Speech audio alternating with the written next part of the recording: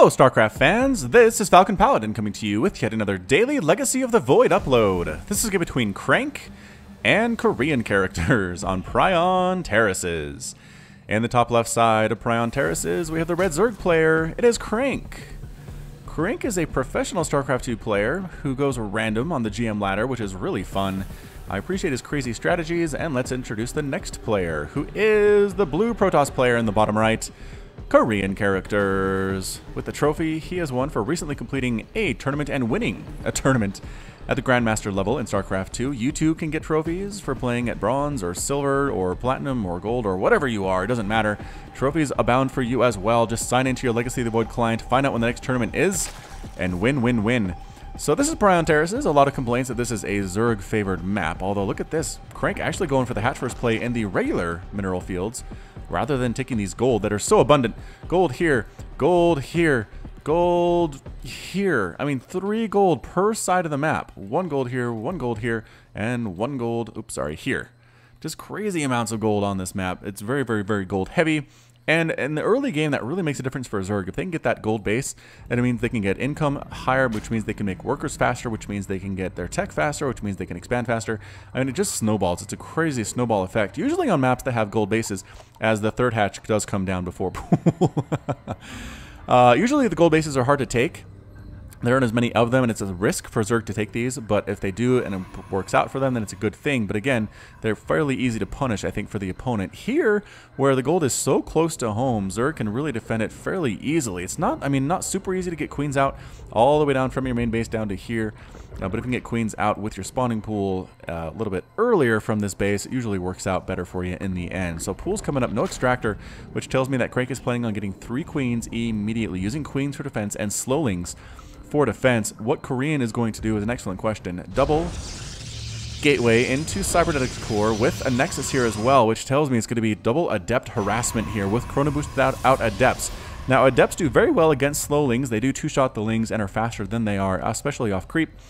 Queens, however, more of a problem for Adepts. They can't be killed as easily, but at the same time, Queens can't necessarily massacre them either. So Korean is actually getting a Zealot. That's a bit of a waste of 100 minerals. There's no way that CranK is getting out here with any level of harassment anytime soon. He is definitely droning up to his heart's content. It's already 31 to 31 harvesters. Nope, just kidding. Let's try that again. 28 to 24 harvesters. But with this gold income coming in, it's going to help him immensely. And he does have 3 queens on the way. Still no extractor. It is a very gashless opening right now for our Zergy player. And here come the Stalkers. All right, so Stalkers coming up. Might be a little bit better than Adept. Stalkers do a little bit better against queens, killing them. Killing slowlings, also not a problem for Stalkers. And a Twilight Council coming up immediately for Korean. So going to go for those Blink Stalkers here, I have to imagine. And I'm not sure if CranK's going to be ready for this. He still does not have any gas income at all. Trying to take care of Blink Stalkers using slowlings and queens is impossible. He's getting some blind spore crawlers, just trying to make sure a mothership core doesn't come and kill him, I suppose, or a quick oracle. But here come the Stalkers ready to go, and this Twilight Council has finished. Is there enough to get Blink? Blink is 150, 150. He does, but instead opts for another couple gateways. Maybe going for a Templar Archives instead. Nope, nope, there's the Blink. Okay, so definitely on the way there. Blink is being Chrono Boost as well. And here come the first 2 Stalkers. There are 2 Extractors on the way, but they're just on the way. They're not even here yet. So the Stalker's going to do a lot of damage, stabbing away at this Queen. Like I said, they do great against Queens. The Queen running for her life, recognizing she cannot kill these guys until there are her friends here, or some fastlings, or some roaches or something. But they are going to try to kill them as best as possible. The Queen's stabbing away valiantly, trying to do their best, and actually getting one of the Stalkers down into the armor level there. These Queens are very low on health, though, and actually forced to pull drones off the line. Going to lose these guys, too. Some static defense being planted on down. Slowlings, again, tried to do some harassment, but can't get through that wall because Slowlings are terrible. The Stalkers are actually going to kill that Spine Crawler without even getting a cancel off there. Oh, CranK, that one does get canceled. The Queens, once again, the wounded one sent to the back, almost getting picked off. Again, all these Queens getting pretty darn low on health here. The Lings are trying to get rid of these forward gateways.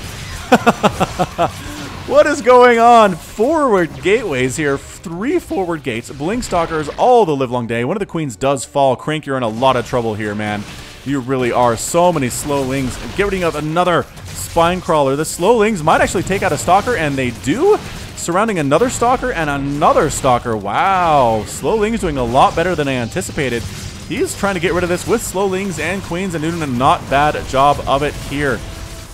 There are 2 pylons now, 1 pylon, and a single Artosis pylon going to be taken down.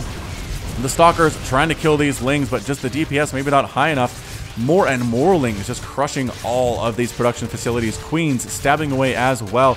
CranK using his Queens to great effect. And the Stalkers abandon their entire attempt to make something happen. What a weird opening by Barcode, or by Korean characters. Might as well be Barcode as far as I'm concerned. But yeah, just crazy, crazy stuff. All right, so back in Team Protoss, replanting those gateways that he lost. Still chrono boosting the Twilight Council and the Cybernetics Core.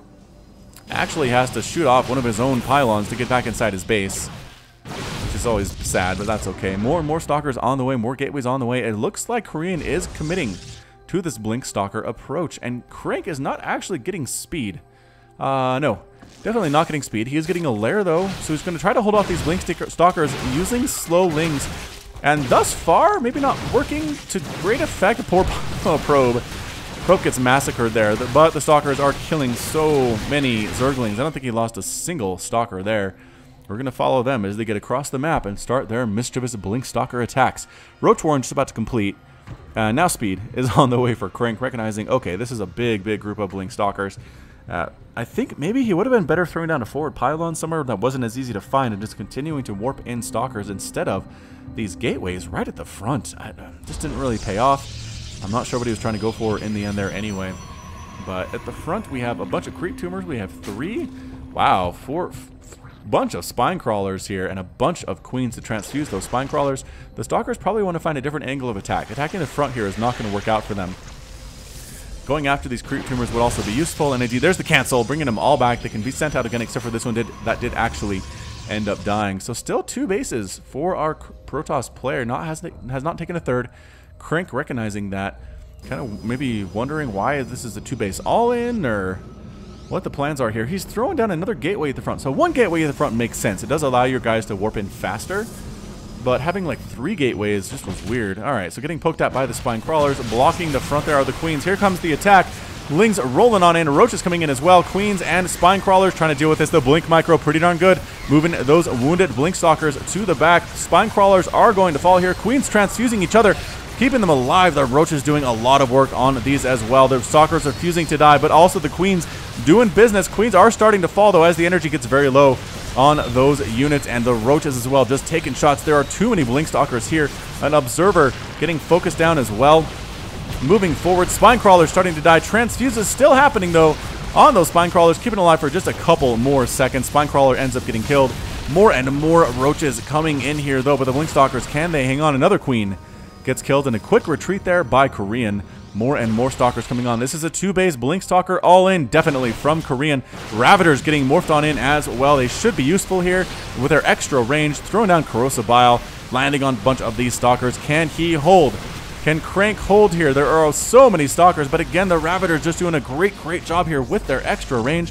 They do have a range of 6 compared to Roaches that do have a range of 4, which means that more of them can attack at once. And a fourth hatch coming up for CranK in the midst of all of this. More Corrosive Biles being thrown on, actually killing a couple Stalkers for their trouble. More Lings coming in, and that's it. Barcode's defeated. CranK is victorious, and Barcode has left the game.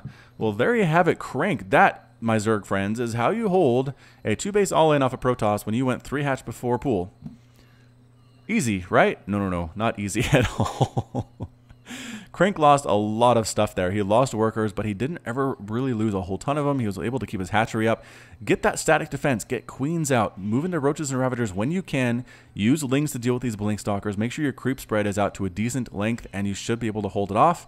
CranK, again, showed us how it's done, and that's it from me. So this has been Falcon Paladin with yet another daily Legacy of the Void upload. Hit that like button, hit that subscribe if you like what you saw and what you heard today. You can also catch me on Twitter and Facebook, both at /FalconPaladin. And until next time, as always, thanks for watching, and you take care of yourself.